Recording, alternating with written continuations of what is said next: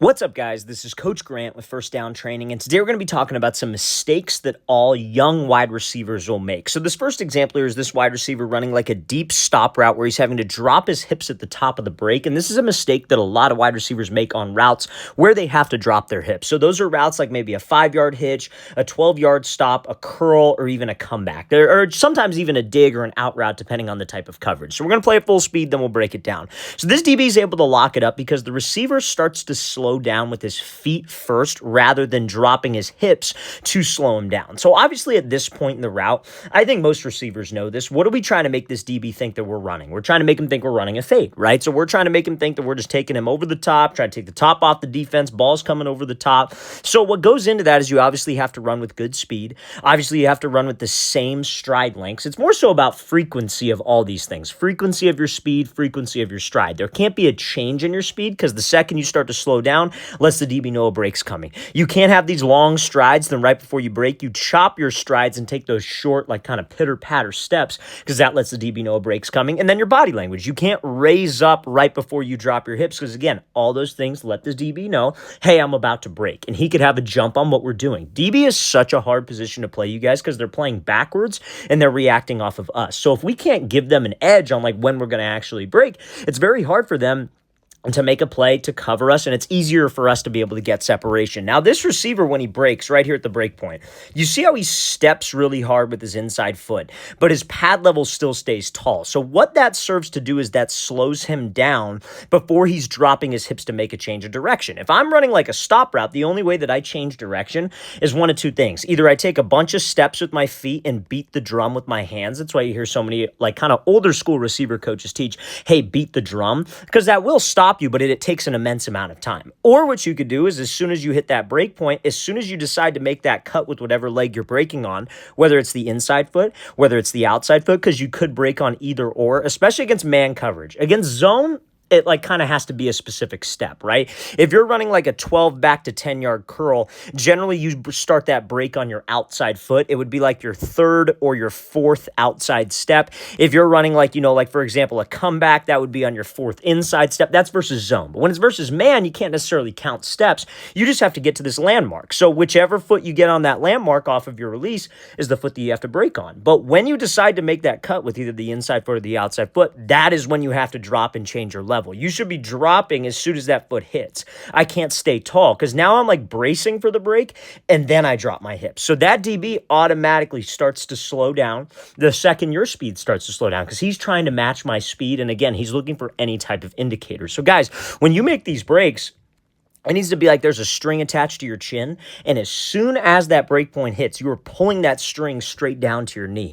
So we're changing my center of gravity as soon as I get to that landmark because that will make my break faster. But when you start to stop with the feet first, then you start to drop your hips, that gives that DB way more time than we should give him to be able to get hands on us, to be able to make a play, to be able to stop and drive on the ball. So guys, use your hips to slow down. Change your center of gravity to slow down rather than using your feet to slow down. So we're going to play this full speed one more time, and then we'll get to this next clip. So guys, don't slow down with your feet. Slow down by changing your center of gravity.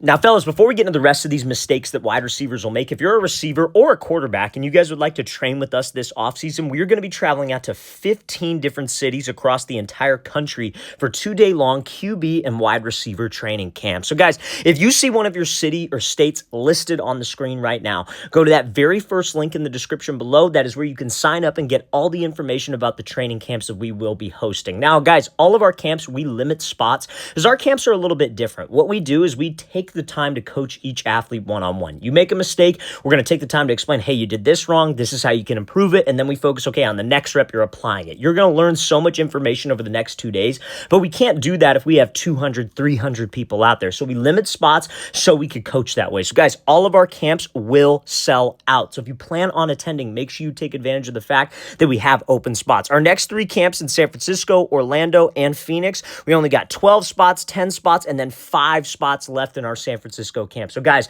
as soon as those spots fill up, we will have to add you to a wait list if you want to sign up. So guys, very first link in that description below, that's where you can get all the information. After that, we'll be coming out to Columbia, South Carolina, Seattle, Washington, Oklahoma City, Oklahoma, Nashville, Tennessee, Milwaukee, Wisconsin, Austin, Texas, Atlanta, Georgia, Denver, Colorado, Columbus, Ohio, Boston, Massachusetts, Salt Lake City, Utah, and finishing it off in Los Angeles, California. So guys, very first link in that description below, it's where you can get all the info.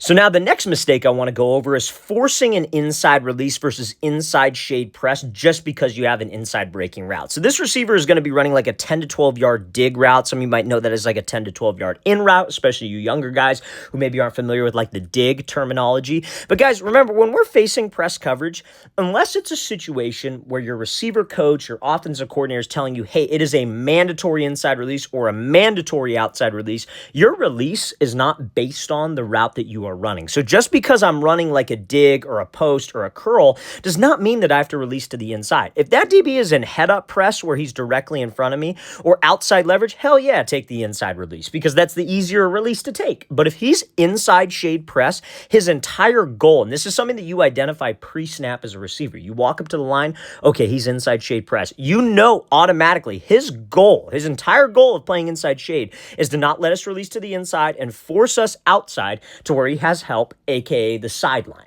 Right? Just like how if he's outside leverage, his goal is to not let us release outside and force us inside to where he has help, which would be a safety. I know this is one-on-ones, but we're talking about a real game scenario.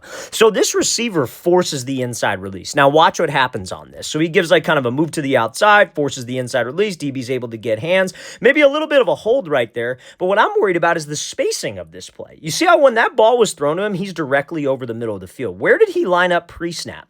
He's on the freaking bottom of the numbers, you guys. So if I'm running a dig route in a real game scenario, let's drop a passing concept here to the left. Let's say I have a dig from my outside receiver and then like an 8-yard dig from my slot. If I'm the outside receiver and my dig route looks like this and I run it and I'm right over the top of the slot receiver, what can happen is one defender could guard both routes. That's horrible spacing on a play. And that's because he forced the inside release. You need to have proper spacing on your route concepts. So what he should have done is he should have attacked this DB's leverage to the inside, make him think we're doing an inside release to try to get him to move or get him to hesitate so I could take a free release to the outside. So instead of doing this, like you see how he does this great split release, that's a very good split release.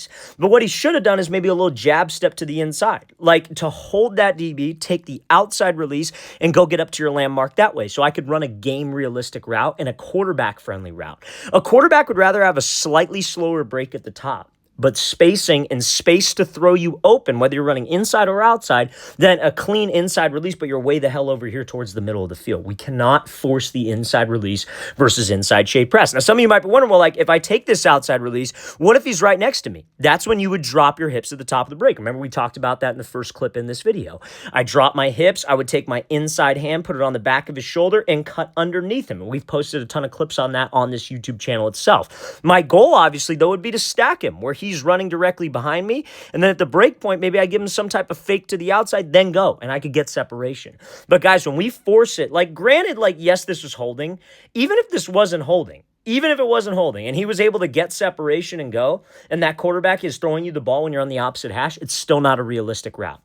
And for those of you receivers that plan on going to college camps or showcases or whatever, even if you get separation in this case, that doesn't impress a coach because it's not good spacing. Especially in one-on-ones, you have to keep it as game realistic as you possibly can. So guys, one of the main mistakes, don't force your release based on the route that you're running. Take what the DB gives you, which is the outside release, attack his leverage to hold him, and then run a quarterback-friendly route. Now, this next mistake that receivers will make is what happens when you take the correct release. So remember how we talked about in the last clip, forcing the inside release versus inside shade press. This DB is in like something called inside shade catch technique. Catch technique is when the DB is like 2 yards away. He's essentially trying to like catch you and get hands on you, but his leverage responsibility doesn't change. Whether he's 2 yards away, whether he's 5 yards away, whether he's right in your face on the line of scrimmage, his leverage responsibility does not change. So this receiver is running a post post route, right? Now, obviously in this case, what do I want to do? I want to close the space with him and get to his toes. I want to bring the line of scrimmage to him, give him a move to the inside and take the outside release. And what's my goal? My goal is to stack over the top of him. But what happens is when receivers do this, and this is why they get locked up when they take an outside release on an inside breaking route, is that when they try to stack, they go way too wide. They don't do something called getting skinny. Okay, so let's play this full speed and then we'll break it down. So he does a great job, but takes this outside release and goes way too wide. So this DB is right on his hip, is able to make, he ends up catching the ball, but that DB arguably should have probably made that play. So let's talk about this for a second here, okay? So when you guys do this, and you guys close the space, and you give a move to the DB and attack his leverage, our goal is to take our hip and go right past his hip. My next step off of this release, like with this outside foot, should be a vertical step. But watch what he does here. He takes this step almost in place. You see how his next step goes wide, continues wide, and there's this big gap of space between us, right? So this DB is able to play this thing. He's able to cut off our angle because we did not get vertical, aka get skinny off of my release. We have to beat him to the angle. Guys, at the end of the day, like press coverage, going against the DBs in press, it's all about winning the angles off the ball, right? So if he would have done this release, closed the space, and would have gotten right here where I drew this line, he would have been able to stack this DB, give him a move at the top, and get separation. But because he goes wide, this DB could take a good 45-degree angle and beat us to the break point, right? So this receiver has to like kind of run around him. And then again, DB probably should have made that play. Quarterback threw a pretty good ball that was pretty high. So again, this shows you why it's important to take the outside release when you have an inside breaking route versus inside shade press, but arguably DB probably could have made a play there. And again, it was a very long, rounded break with not a ton of separation. So guys, you have to focus on getting skinny. If you're going to do what I said to do, take the outside release versus inside shade press, even when you have to run an inside breaking route. Got to make sure your technique's on point. Just because you took the right release doesn't necessarily guarantee you separation. So we got to make sure we get skinny versus press coverage. Always, we were trying to win the angle to the top of the